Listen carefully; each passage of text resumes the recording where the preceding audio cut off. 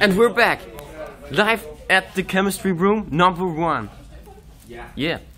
This is a reagensglas. You know it. Reagensglasset vejer 4,9 gram. Nu skal vi putte 0,2 gram natriumhydrogenkarbonat i. Og det gør vi Ved hjælp af det sugerør. Og så står jeg bare og holder. steady hands. Steady hands. It's very important. Hold den stille. Oh. Det var skørt, jeg havde handsker på, var. Ellers så kunne den være hævet helt op til umenneskelige størrelser. Jeg tror, der skal lidt mere i. På vægten. Sådan. Get en vægt. A steady hand is very Get important. en vægt. Get en vægt. Det er perfekt. I get it. I get it. 50,87 sikker. Nej, jeg siger 5. Ah, nu 5,086. Nej, 5. Yes.